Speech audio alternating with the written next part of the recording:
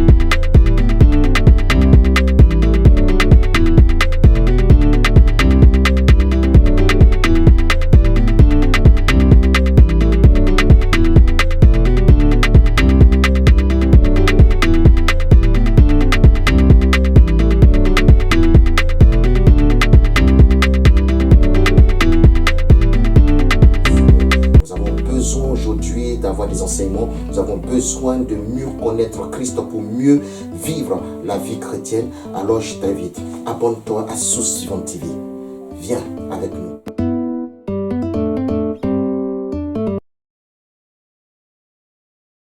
Bonjour à vous. Bonjour. Alors aujourd'hui, je vais vous poser quelques petites questions pour nous permettre de connaître le groupe des femmes de l'Église Source Vivante, un peu connaître leurs activités, mais aussi parler de vous. Donc je vais vous poser la première question, vous êtes prête? Oui. Alors, comment avez-vous rencontré Jésus? Alors, bonjour. Bonjour. Merci de m'avoir invité sur la chaîne TV Source Vivante. C'est un honneur pour moi. Alors, ma rencontre avec Jésus date depuis mon enfance, on va dire. J'ai été élevée par une mère chrétienne, une mère qui avait la crainte du Seigneur Jésus-Christ de Nazareth. C'est dans ce sens-là qu'elle nous emmenait à chaque fois à l'église avec elle. Elle nous emmenait dans les temps de prière, les temps de retraite, d'évangélisation. Donc, c'est dans cette atmosphère-là que j'ai grandi. Alors, il a fallu, arriver à un moment donné, prendre une décision, faire un choix. Voilà, et cela s'est fait à ma maturité. J'ai décidé de suivre le Seigneur Jésus. J'ai décidé de marcher avec lui. Mais il fallait quelque chose pour booster ma foi. Il fallait quelque chose pour me donner encore, de m'accrocher plus au Seigneur Jésus. Et cette chose-là est arrivée par le biais de ma sœur qui a vécu un témoignage époustouflant, un témoignage qui a carrément changé ma manière de voir Jésus-Christ de Nazareth. Et cette sœur-là était enceinte. Elle était enceinte, c'est ce qu'elle se disait. J'emploie ce terme-là parce que vous comprendrez à la fin. Elle était enceinte et la médecine disait que elle n'était pas enceinte, elle avait un kyste, elle avait une tumeur. Toutes les échographies ont démontré qu'elle avait un kyste, elle avait une tumeur dans le ventre. Et le ventre ne cessait de grossir au fil des mois. Mais ma soeur affirmait qu'elle était enceinte. Elle affirmait que le Seigneur Jésus le lui avait démontré, le Seigneur Jésus le lui avait dit. Le Seigneur Jésus était passé par des hommes de Dieu, des serviteurs de Dieu, des servantes de Dieu, pour lui dire qu'elle était enceinte, elle attendait un enfant. Et il y avait plein de choses qui faisaient qu'elle croyait fermement, elle avait foi, et elle s'appuyait sur ce qu'elle avait reçu du Seigneur Jésus pour affirmer qu'elle était enceinte. Au fil des temps, au fil des mois, son ventre grossissait. Elle se comportait comme une femme enceinte. Elle refusait de prendre les médicaments que la médecine lui donnait pour pouvoir faire fondre ou pour pouvoir faire disparaître ce kyste-là, cette tumeur-là. On lui a même proposé de faire une opération. Elle a refusé parce qu'elle disait qu'elle était enceinte. Elle croyait au Seigneur Jésus-Christ de Nazareth. Et arrivé au 9e mois, à la dernière échographie, la médecine a découvert qu'elle portait réellement un enfant dans son sein. J'ai dit, waouh, tu existes vraiment. J'avais entendu parler de toi. Mais là, j'ai vécu ce témoignage-là. J'ai vécu avec cette personne durant ces 9 mois. J'ai vu ses peines, j'ai vu ses doutes, j'ai vu ses prières. J'ai vu combien de fois elle était attachée à toi. J'ai vu combien de fois elle espérait en toi. Et tu ne l'as point dessus. Comme tu n'as pas dessus ma mère durant toutes ces années avec nous. Seuls nous élevons dans les pleurs, dans la peur. Mais tu étais toujours là pour la rassurer. C'est de cette même manière, le Seigneur Jésus a rassuré aussi ma soeur. Et il lui a fait voir sa gloire.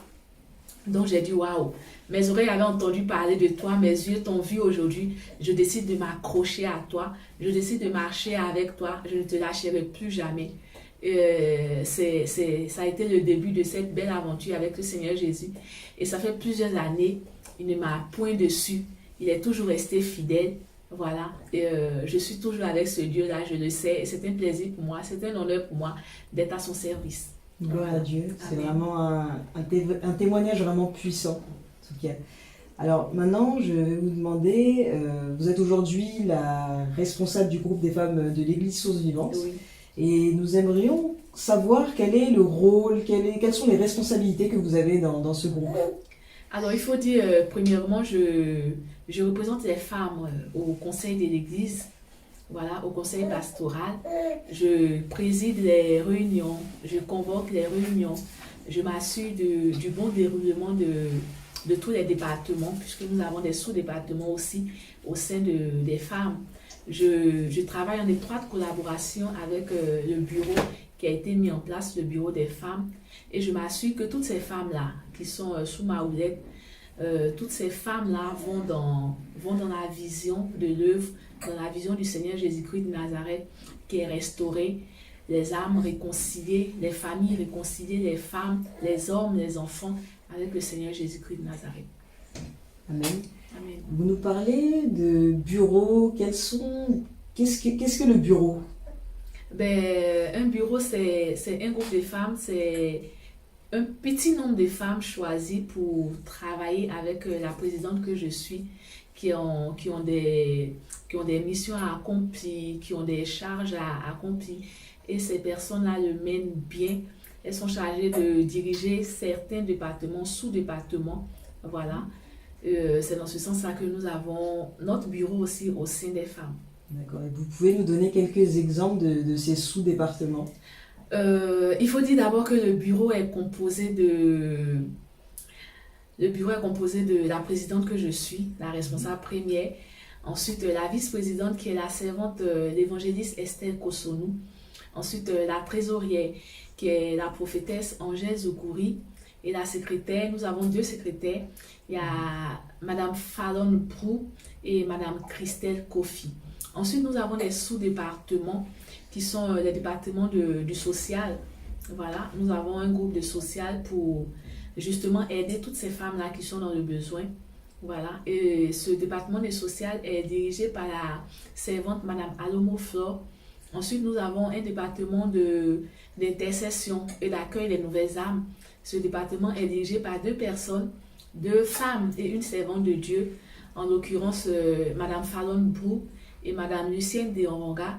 Et ensuite, elles sont épaulées dans cette charge-là par la servante Angèle Zokouri. Ensuite, nous avons un département de l'événementiel qui se charge de gérer tout ce qui est événement des femmes, tout ce qui est sortie, tout ce qui est programme des femmes. Voilà. Et ce département-là est dirigé par 4 femmes. Madame Vangba Denise, Madame Samira Ameto, Madame Christelle Kofi et Madame Rita Traoré. Gloire à Dieu. Amen. Alors nous avons visionné maintenant une petite vidéo, une courte vidéo qui va résumer quelques activités que vous avez pu avoir au sein du groupe des femmes. Ça va nous permettre aussi de mettre un visage à toutes ces femmes que vous venez de citer de suite.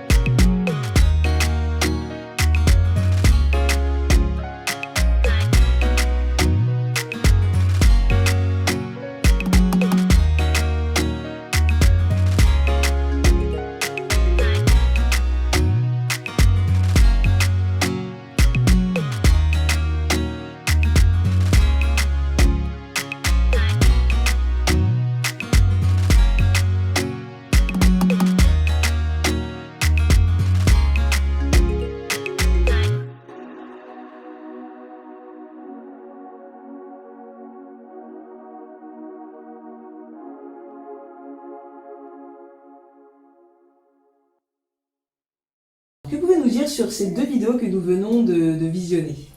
Alors, ces 2 vidéos retracent un peu toutes les activités que les femmes ont eu à faire durant ce temps-là. Voilà, on va dire la fête de fin d'année, la maraude où les femmes aidaient à la maraude des jeunes. Ensuite, nous avons eu notre tempête de prière, voilà, où les femmes se sont rencontrées ici pour implorer la grâce de Dieu. Nous avons eu vraiment 2 heures intenses de prière, de restauration. Et je pense que cela a fait du bien à toutes les femmes qui étaient là. Ensuite, nous avons une partie aussi, comme je l'ai vu, de notre atelier détente et maquillage qui a fait un grand bien aux femmes, car nous en avons besoin vraiment.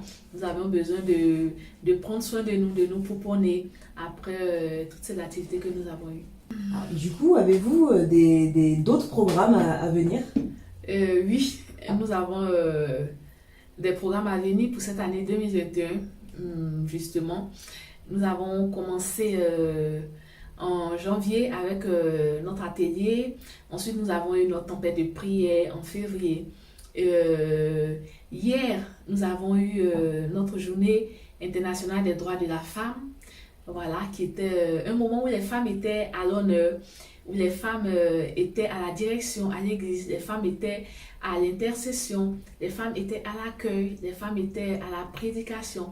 Et c'était vraiment un moment waouh, un moment formidable. Où nous avons vu des talents cachés de certaines femmes.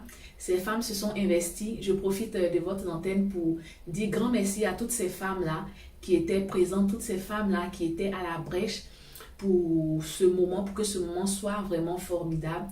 Nous avons passé des nuits à prier, à jeûner, pour que ce moment soit vraiment formidable. Je tiens à dire merci à toutes ces femmes-là, au bureau des femmes qui se sont investies corps, âme et esprit, pour que ce moment soit vraiment formidable. Ensuite, nous aurons encore notre premier atelier enseignement, qui se déroulera le 13 mars.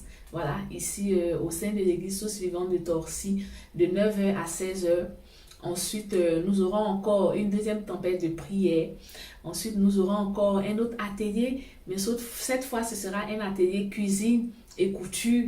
Nous allons apprendre à toutes ces femmes-là le b.a.-ba de la cuisine, comment faire des petites choses pour pouvoir faire plaisir à la famille, à son époux, à ses enfants. Ensuite, nous allons aussi apprendre le b.a.-ba de la couture, comment faire un outil, comment mettre un bouton pour ne pas tout le temps aller chez le couturier d'à côté pour pouvoir faire ces petites retouches-là.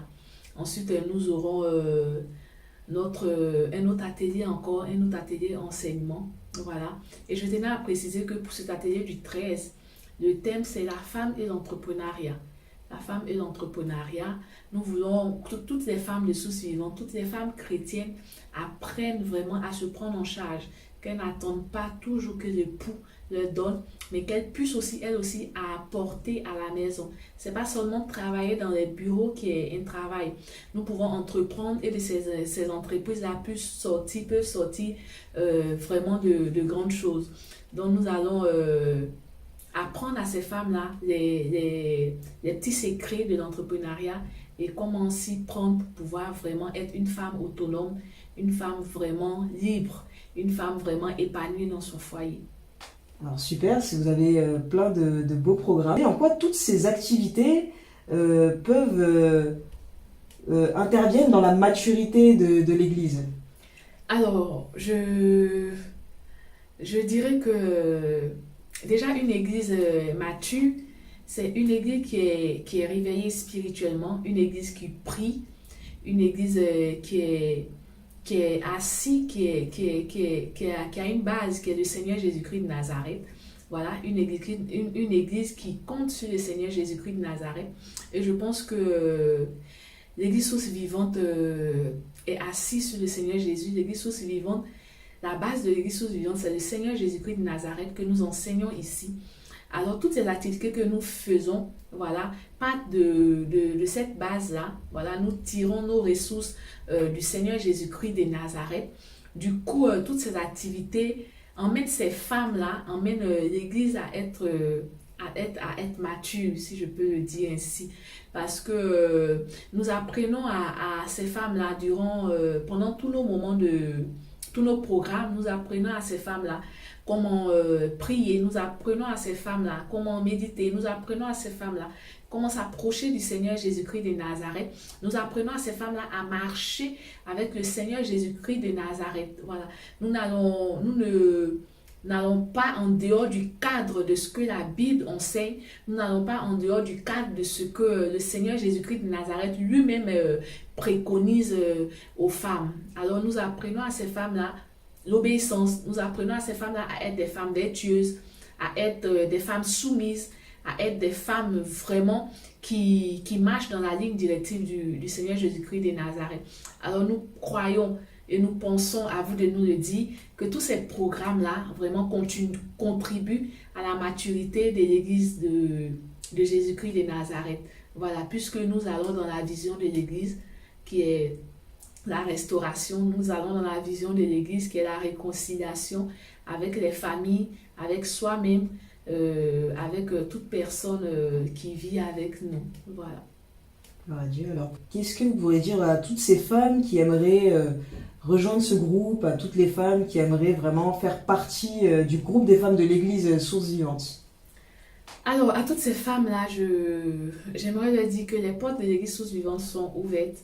Voilà, les portes de l'Église sont ouvertes. Nous sommes une Église qui ne faisons pas de distinction de race, ne faisons pas de distinction de couleur, ne faisons pas de distinction d'ethnie. Voilà, nous accueillons toutes les femmes, ne faisons pas de distinction de rang social, nous accueillons toutes les femmes, tous les rangs, toutes les ethnies.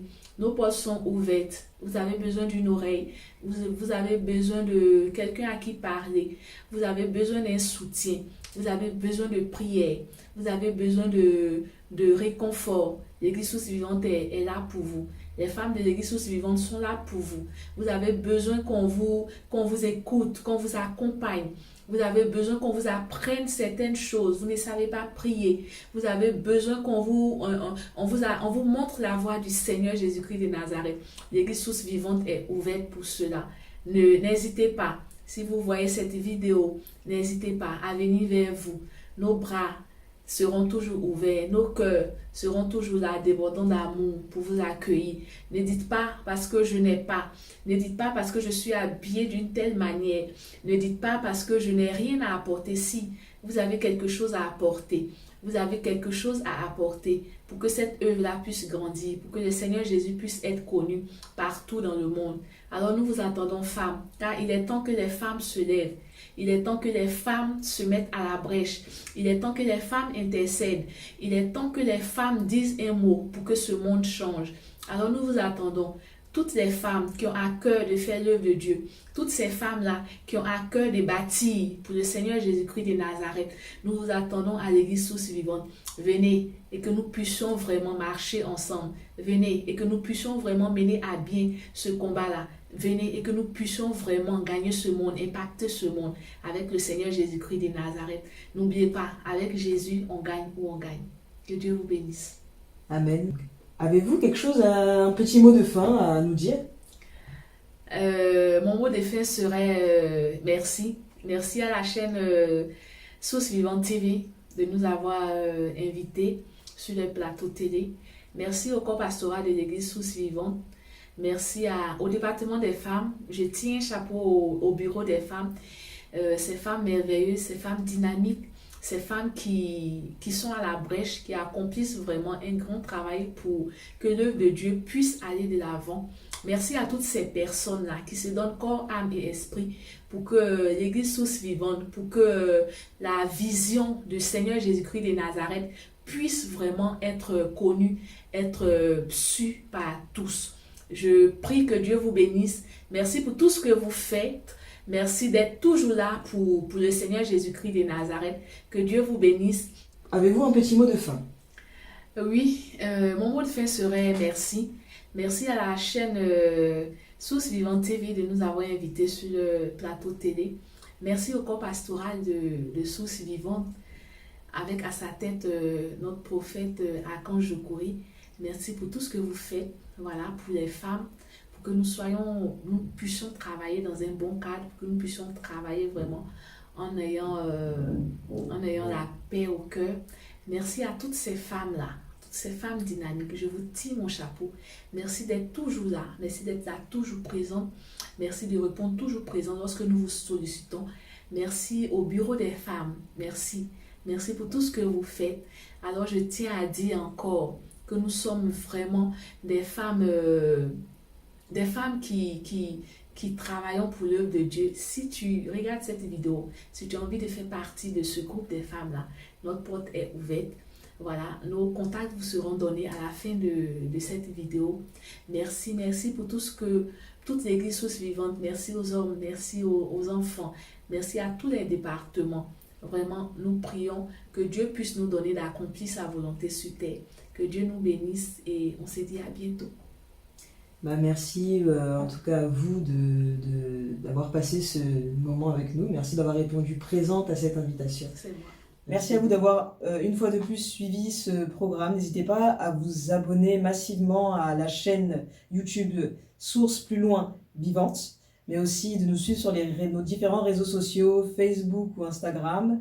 Pour Facebook, c'est Église Plus Loin Source Plus Loin Vivante. Pour Instagram, c'est Église Source Vivante tout collé. Que Dieu vous bénisse.